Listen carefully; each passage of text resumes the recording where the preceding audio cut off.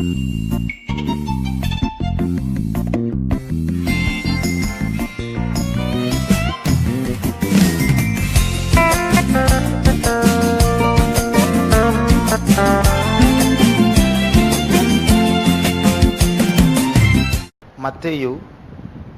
22 அதிகாரம் 20 வசனத்தை வாசி. மத்தேயு 22:20. Matthew chapter 22 and verse 20. அப்பொழுது அவர், இந்த சுரூபமும் மேலெழுத்தும் யாருடையது என்று கேட்டார்.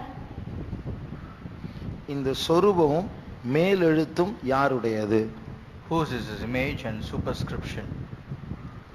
அதாவது ஜீசஸை சோதிக்க முடிய டெஸ்ட் பண்ணும்படியாக அவரை வார்த்தையில பிடிச்சிட்டு அரெஸ்ட் பண்ண வேண்டும் என்று, குற்றப்படுத்த வேண்டும் என்று சில சத்துருக்கள் அவருக்கு, ஆண்டவருக்கே FAQ கேட்கிறாங்க. Some enemies of Jesus, they wanted to put an FAQ to Lord Jesus in order to catch hold of his words so that they can put him into punishment or arrest him. அவங்க கேட்ட கேள்வி என்ன தெரியுமா? ராயனுக்கு, சீசருக்கு வரி கட்டுறது கரெக்டா தப்பா? They asked, is it lawful to pay tribute to Caesar? காரணம் என்ன தெரியுமா? இந்த சத்துருக்கெல்லாம் இயேசுவை ஒரு புரட்சி தலைவராக பார்த்தார். இஸ்ரவேல் ஜனங்களை அடிமைத்தனத்திலிருந்து வெளியே கொண்டு வரும்படியாக மோசேயை போல, எப்தாவை போல, கிதியோனை போல இவரும் ஒரு தலைவராக எழும்பி இவங்க ரோமர்களை எதிர்த்து எழும்ப போறாங்க அப்படின்னு சொல்லி ஒரு வார்த்தை வாயிலிருந்து பிடுங்கிறதுக்கா வேணும்னு இப்படி ஒரு குறுக்கடான தவறான ஒரு கேள்வி கேட்டான். இந்த வரி கட்டுவது கரெக்டா? Because all the enemies of Lord Jesus, they perceived him as a revolutionary leader who, like other judges who arose during the time of Israel, that he is also trying to deliver the people of Israel from the hands of Romans. So subtly they asked him a question, is it lawful to pay a tribute to Caesar? அப்போ இயேசு அதெல்லாம் தேவையில்லை அப்படின்னு சொன்னா அப்படி அந்த வார்த்தை பிடிச்சிட்டு நேரா ராயன் கிட்ட போயிடுவாங்க. If at all Lord Jesus would have said, it is not necessary, immediately they will take this information to the Caesar in order to arrest him. அடுத்தது இயேசுவை ஜெயில்ல தள்ளிடலாம். Immediately they will cast him in the prison. அப்ப அந்த கேள்விக்கு Jesus எப்படி பதில் சொன்னார்? Do you know how Jesus replied to this question? அந்த நாணயத்தை காட்டினார். He showed that penny. பாரு, அப்ப நம்ம சில நாணயங்கள காந்தி தலை இருக்கும், அது மேல 50 பைசா 1 ரூபி அப்படின்னு போட்டுட்டு இருக்கோம். அது போல அந்த நாணயத்துல இருந்து அப்ப இயேசு கேட்டாரு, அந்த கேள்வி கேட்கறவங்கிட்ட வரி கட்டலாமா வேண்டான்னு கேட்டீங்கல்ல, யார் படம் இருக்குது, யார் சொரூபம் இருக்குதுல? ராயனுடைய சொரூபம் என்ன மேல எழுத்தது அப்படி. Like the coin which we have, we will have the head of Gandhi on one side, on the other side either a 50 paisa or 1 rupee written on it. Similarly, Jesus held the penny in the hand and he asked the enemies of, what do you see on the coin? What image or superscription do you see on it? Jesus சொல்ற பதில இயேசு எவ்வளவு கெட்டிக்காரன்னு பார்க்க போறோம். With the answer Lord Jesus Christ is going to give, we can understand how wise he is. அப்ப இது யாருடைய மேலெழுத்து, யாருடைய சொரூபம் அப்படி கேட்கும்போது அவங்க சொன்னாங்க ராயனுடையது. And when he asked whose image and superscription is on that coin, they said it is of Caesar. அடுத்த வசனம் வாசிங்க. Verse 21. ராயனுடையது என்றார்கள். அதற்கு அவர், அப்படியானால் ராயனுடையதை ராயனுக்கும், ராயனுடையதை ராயனுக்கு தான் செலுத்தணும் அப்படின்னு சொன்னார். He said, render those things that are of Caesar to Caesar. அப்ப அரெஸ்ட் பண்ண முடியாது, ஏன்னா கரெக்ட்டா சொல்லிட்டார் இயேசு, பதில் கரெக்ட்டா சொல்லிட்டார். Because Jesus gave the right answer, they cannot arrest him. ராயனுடைய சொரூபம் அங்க இருக்கும்போது ராயனுக்கு தான் கொடுக்கணும், தப்பு கிடையாது, கரெக்ட் தான். If there is an image of Caesar, then you have to give it to Caesar. அதுக்கு அப்புறம் ஒரு பாயிண்ட் சொல்றாரு பாருங்க, அத வாசிங்க. Then he said another point, please read it. தேவனுடையது தேவனுக்கும் செலுத்துங்கள் என்றார். பாருங்க, ராயனுடையது ராயனுக்கு கொடுங்க, கரெக்ட் தான். It is right that he said, render those things of Caesar to Caesar. நீ என்ன வார்த்தையில பிடிக்கிறதுக்கு வந்தியே, உனக்கு நான் ஒரு அட்வைஸ் பண்றேன். ராயனுக்கு கொடுக்கிறது இந்த நாணயம் அவருக்கு கொடுக்கணும், ஆனா தேவனுக்கு கொடுக்க வேண்டியதை தேவனுக்கு நீ கொடுக்கணும் அப்படின்னு சொன்ன. You came to catch me by my words, now I give you an advice. You give that which belongs to Caesar, but also that which belongs to God, to God. அதோட சீக்ரெட் மெசேஜ் என்ன தெரியுமா? There is a secret message in this. நீ என்ன கேள்வி கேட்டுக்கு cross question பண்ண நீ வந்துட்டியே. You have come here to cross question me. நீ யாருடைய சொரூபம் தெரியுமா? Do you know whose image are you? நீ யாருடைய சாயல்ல இருக்கிற? On whom likeness are you? நீ தேவ சாயல். You are the image of God. இந்த நாணயம் ராயனுக்கு போணும், நீ எனக்கு வரணும்.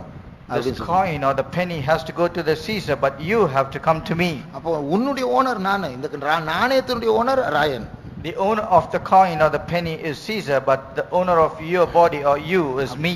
ஆண்டவர் வந்து அதாவது அவங்களே பயப்படுற விதத்துல எப்பா இந்த இந்த ஆள்கிட்ட கேள்வி கேட்டாலே ஆபத்து அப்படின்னு சொல்ற விதத்துல அவர் பதில் சொல்லிட்டாரு. Lord Jesus Christ gave them an answer which made them fear him, that it is very dangerous to ask any question to this man. அப்போ நாம் எல்லாரும் இங்க வந்திருக்கிற யூத்ஸ் நாம் எல்லாரும் அறிய வேண்டிய காரியம் நம்முடைய ஓனர் ஆண்டவர்.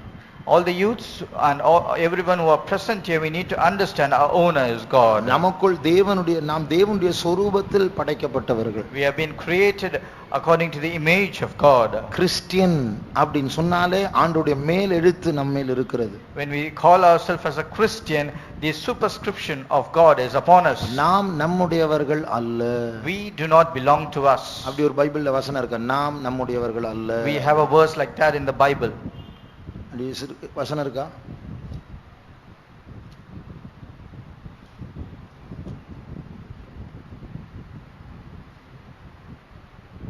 எங்க இருக்கு?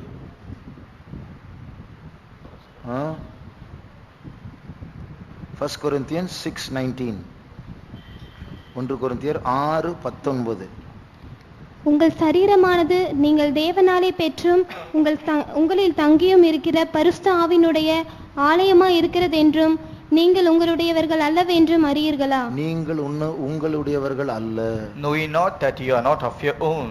அப்போ நாம் தேவன் தான் நம்முடைய ஓனரா இருக்கிறார். God is our owner. இதனுடைய அர்த்தம் என்ன தெரியுமா?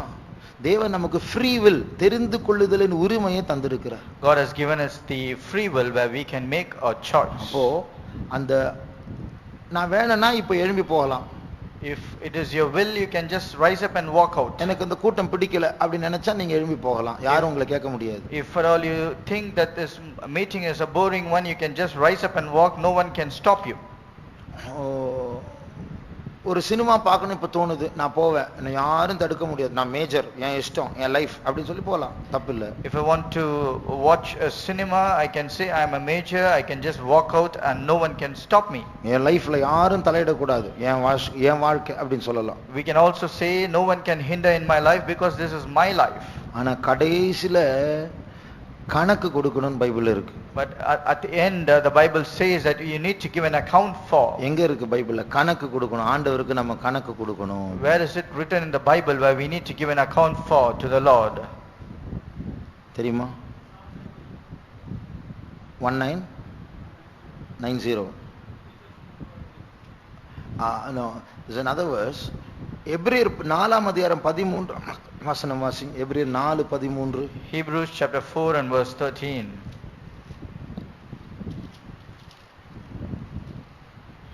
அவருடைய பார்வைக்கு மறைவான சிருஷ்டி ஒன்றும் இல்லை, சகலமும் அவருடைய கண்களுக்கு முன்பாக நிர்வாணமாயும் வெளியரங்கமாயும் இருக்கிறது.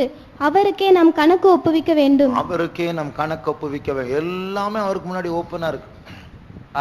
Everything is open before him. அதாவது இப்போ ஆலந்தூர் கோர்ட்ல போய் சொல்லலாம். Now we can go and speak a lie in the court at Alandur. சாட்சி இல்ல, because there is no witness. யாரும் பார்க்கல, nobody has seen it. சந்தேகத்துல கூப்பிடுறாங்க, they are calling just out of doubt. இல்லவே இல்ல அப்படினு சாதிச்சு போய் சொல்லி எஸ்கேப் ஆகலாம். We can very easily and confidently say a lie and we can escape. ஆனா பரலோகத்துல உள்ள கோர்ட்ல இயேசு வெள்ளை சிங்காசனத்தில் உட்காரும்போது அங்க கணக்கு ஒப்புவிக்க சொல்லும்போது அவர்கிட்ட பொய்யே சொல்ல முடியாது, பொய்யே வராது.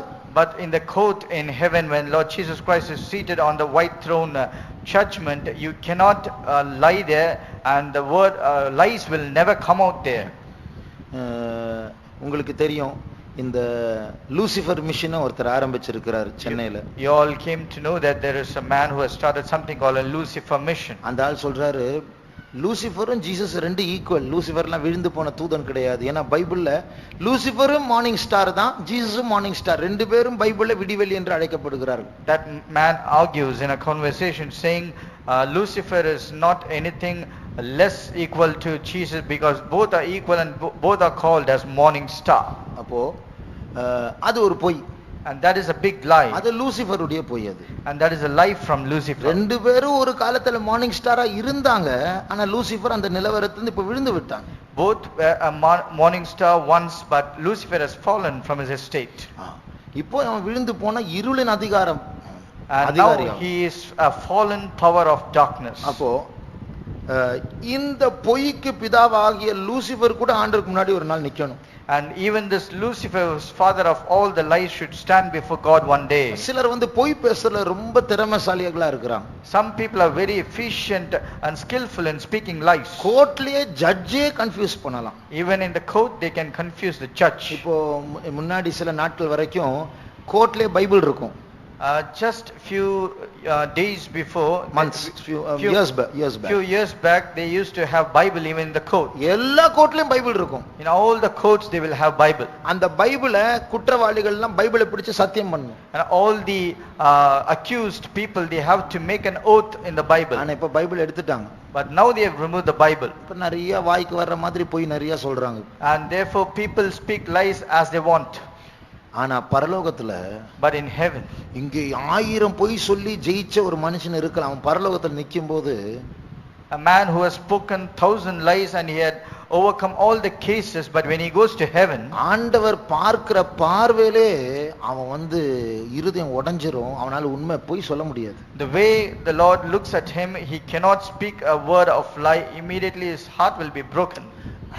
வெள்ளை சிங்காசன நியாய தீர்ப்பு வரப்போது நமக்கு தெரியும். கோடி கோடி கணக்கான செத்து போனவர்கள் எழும்ப போறாங்க. We all know that the white throne judgment is going to come.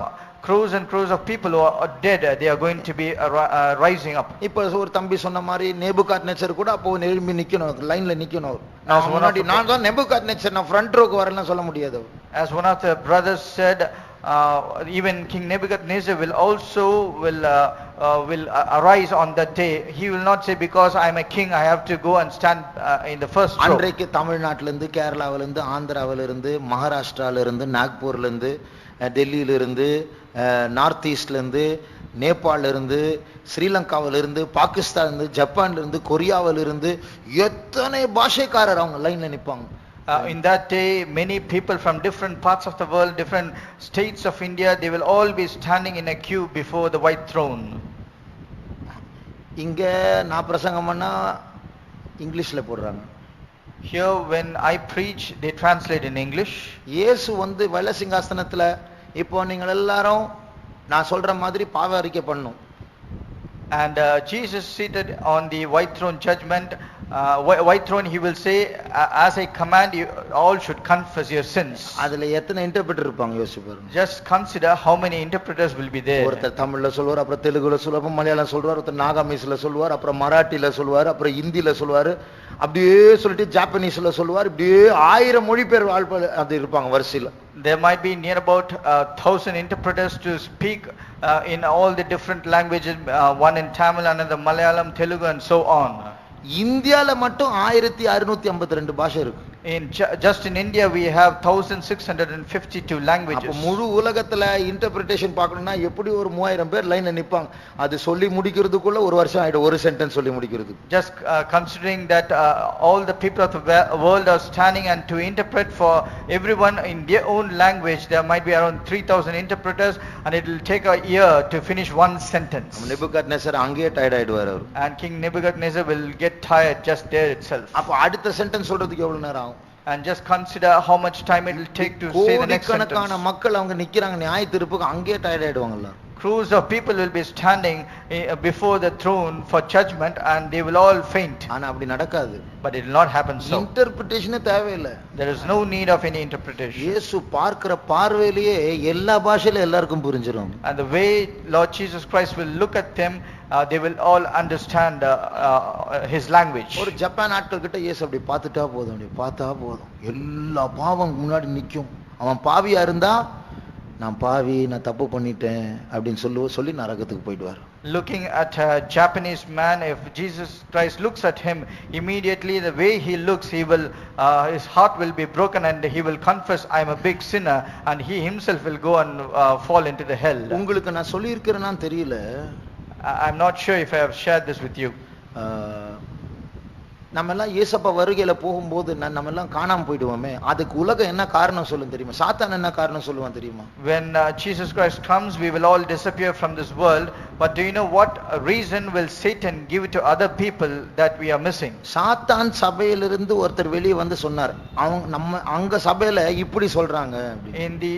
There was a man who came out of the satanic church, and he came and said, this is how they are planning to say this. அவருடைய பேர் வந்து ராஜர் மார்னோ. His name is Roger Moreno.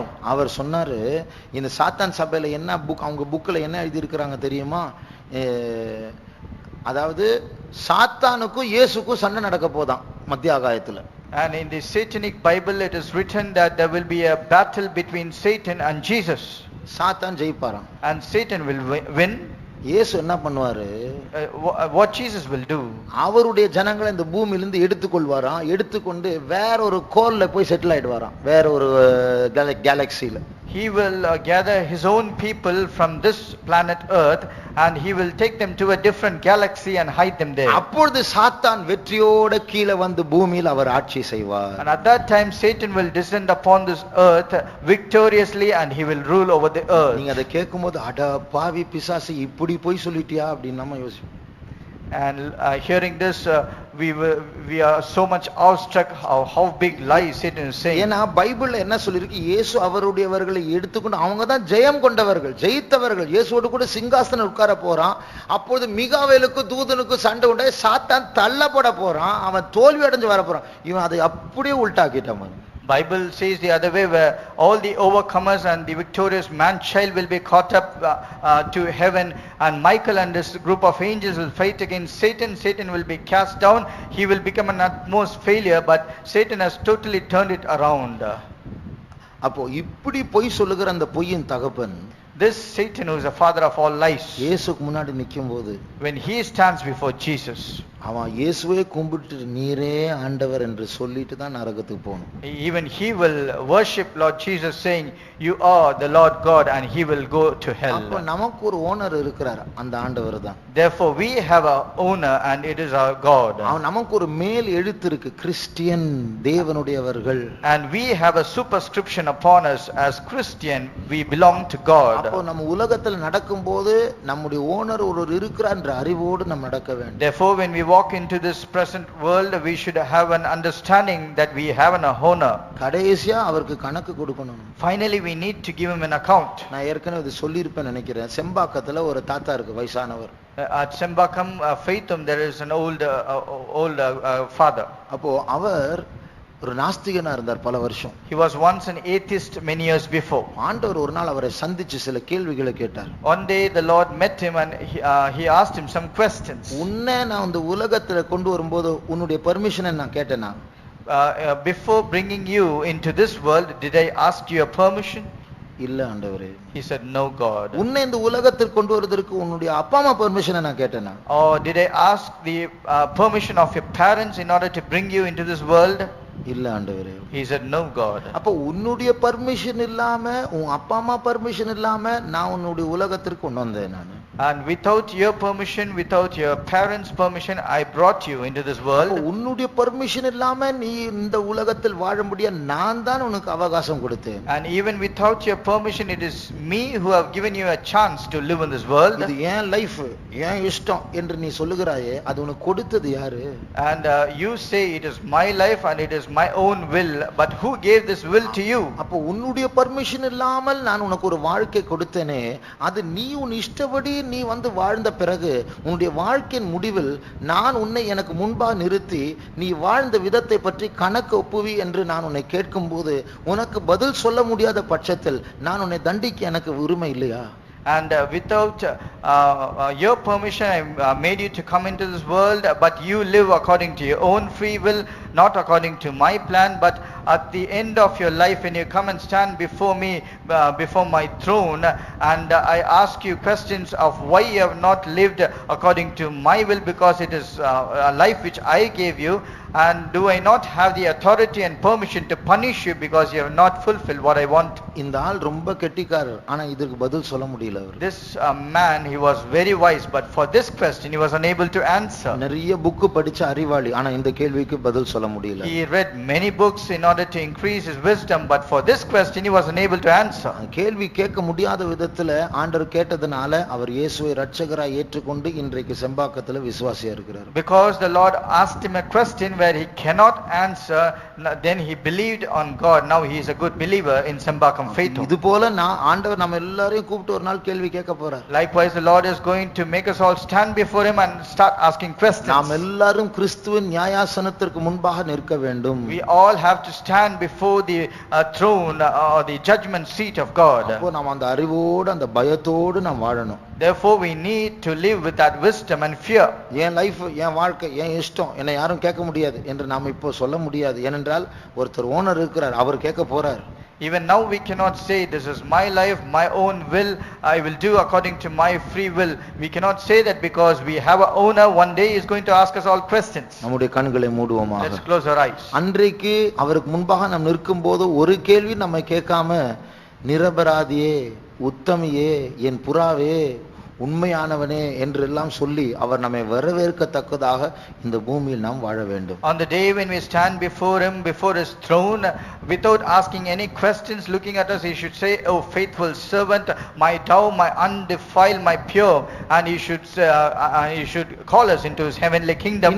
Keeping this in our mind, we need to live on this earth. இன்றைக்கு நம்முடைய owner நம்மை பார்த்து சொல்லுகிறார், Today looking at us, our owner says, உன்னுடைய லைஃபை திருப்பி எனக்கு நீ தந்தால் நான் உன்னை பத்திரமா கொண்டு போய் சேர்த்து உன்னை நான் நிரபராதி ஆக்குவேன். If you give back your life which I have given to you in my hands, I will safely take you on the other shore and pronounce you righteous. உன்னை எனக்கு முன்பாக, என் சிங்காசனத்திற்கு முன்பாக ஒரு குற்றமில்லாதவனாக, குற்றமில்லாதவளாக நான் நிறுத்த எனக்கு திறமை உண்டு. I have all the skill and efficiency and the talent to make you stand before me in front of the throne blameless and spotless. வாலிபர்கள் எல்லாரும் முழங்கால நிற்போமாக. All young people, let us be on our knees. நம்ம வாலிபர்களா இருக்கிறதுனால இன்னும் 40 வருஷம் இருக்க போறேன்னு யோசிக்க கூடாது. அவ்வளவு நாள் எல்லாம் கிடையாது. Just because you are young people, you should not think that I am going to live for another 40 years, because we do not have any more time. நம்முடைய ஜட்ஜ்மென்ட் டே, நம்முடைய நியாயத்தீர்ப்பு நாள் சமீபமா இருக்கிறது. The day of our judgment is very nigh.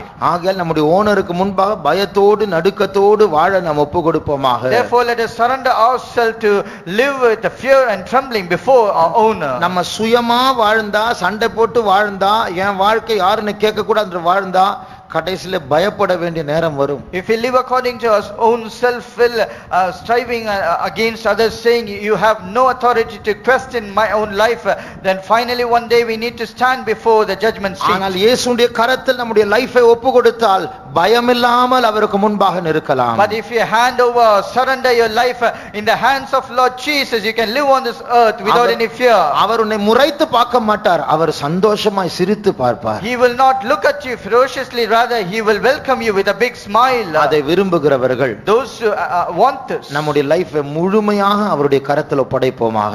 let us surrender our whole life completely into his hands. என் இஷ்டம் இல்ல, அவன் லைஃபை ஃபுல்லா அவருடைய கரத்தில் கொடுக்கிறேன் என்று சொல்லுகிறவர்கள் கரங்களை உயர்த்துவோமா. Those who say it is not according to my will, I surrender my life completely into the hands of Lord Jesus, please put up your hands. என்னுடைய படிப்பை, my education, என்னுடைய வேலையை, my job, என்னுடைய எதிர்காலத்தை, my future, விவாகமோ ஊழியமோ, whether it's marriage or ministry, எதுவா இருந்தாலும் கர்த்தர் என்னை நடத்தட்டும், என் மைண்டில் இருக்கிறது ஒன்றும் நடக்க வேண்டாம். whatever it might be, may the Lord lead me, not according to my will or desire.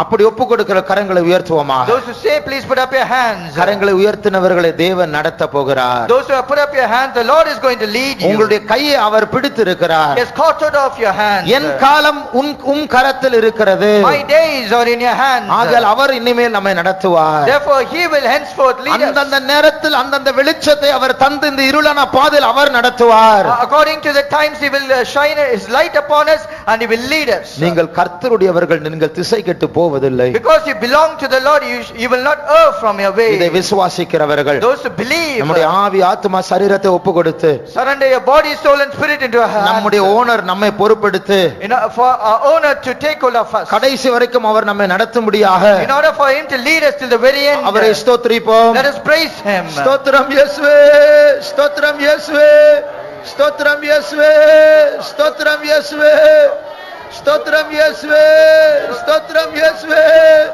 ஸ்தோத்திரம் இயேசுவே, ஸ்தோத்திரம் இயேசுவே, ஸ்தோத்திரம் இயேசுவே, ஸ்தோத்திரம் இயேசுவே, ஸ்தோத்திரம் இயேசுவே. நாம் இந்த பல்லவியை பாடப் போகிறோம். கைகளை தட்டாமல் ஸ்லோவா பாடுவோமாக. என்னை முற்றும் ஒப்புவித்தேனே, ஏற்று என்னை நடத்துவீரே, ஸ்தோத்திரம். எப்படி ஆயினும் உன் வருகையில ஏழு என்னை சேர்த்துடி, என்னை மறவா இயேசுநாதா, உமது தயவால் என்னை நடத்தும். ஆனால் எல்லாருக்கும் அந்த வார்த்தைகள் தெரியும். ஆகையால் கண்களை மூடி கைகளை தட்டாமல் ஆண்டவரை நோக்கி ஒரு ஜெபமாக, என்னை கைவிட்டுடாதே ஆண்டவர், நான் ரொம்ப வீக், இந்த யாபேஸ் முடிச்சுட்டு நான் வெளியே போனா கூட நான் எப்படி இருப்பேன், எப்படி மாறுவேன் எனக்கே தெரியல, ஆனா உண்மை நம்பி வந்திருக்கிற, ப்ளீஸ் ப்ளீஸ் ஆண்டவர் என்னை காப்பாற்றும். அப்படி நம்ம கெஞ்சி பாடுவோமாக. ஆண்டவர் நம்மை உயர்த்த அவர் வல்லவரா இருக்கிறார். என்னை முற்றும் ஒப்புவித்தேனே,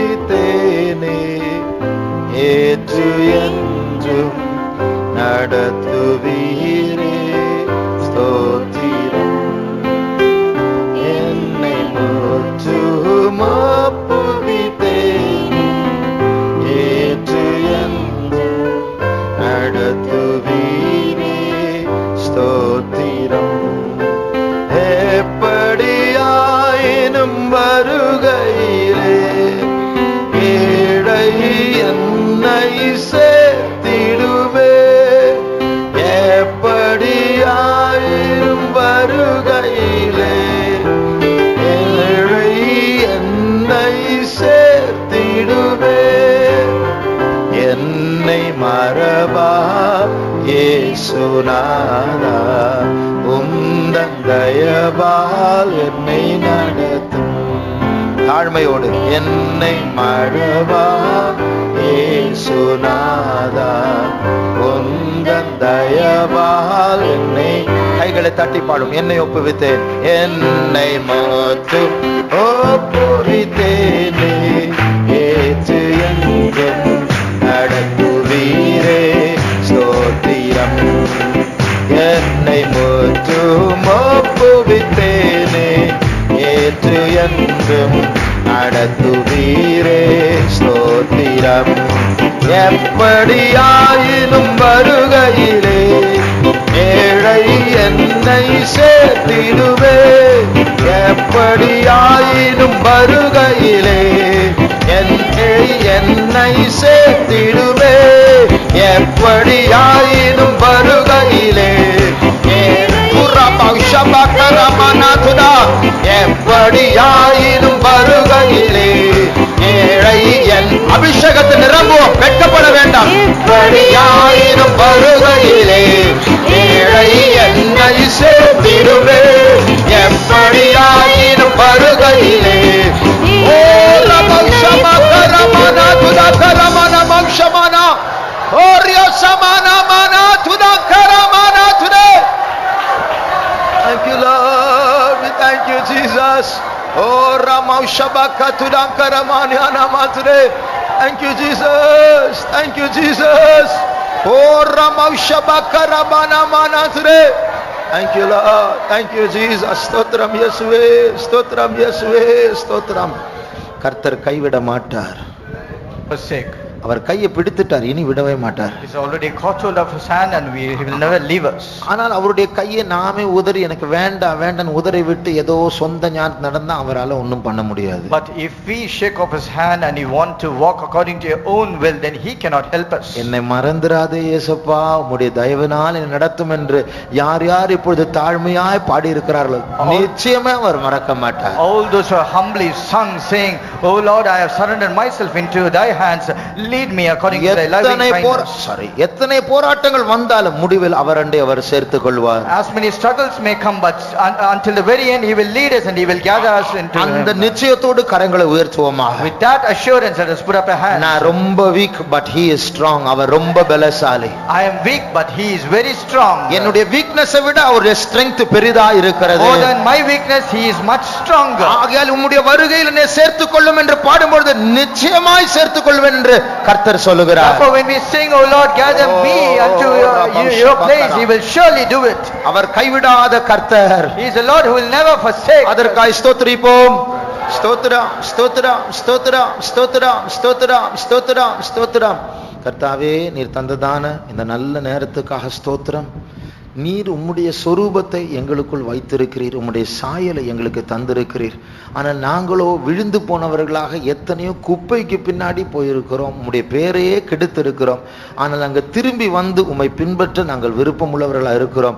நீர் எங்களை காப்பாற்றும், சுத்திகரியும், நடத்தும். வந்திருக்கிற எல்லா வாலிபர்களை பொறுப்படுத்திக் கொள்ளும்.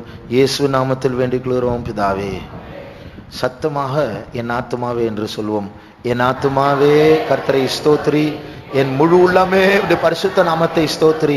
என் ஆத்துமாவே கர்த்தரை ஸ்தோத்திரி, அவர் செய்த சகல உபகாரங்களையும் மறவாதே. ஆமென். அல்லேலூயா.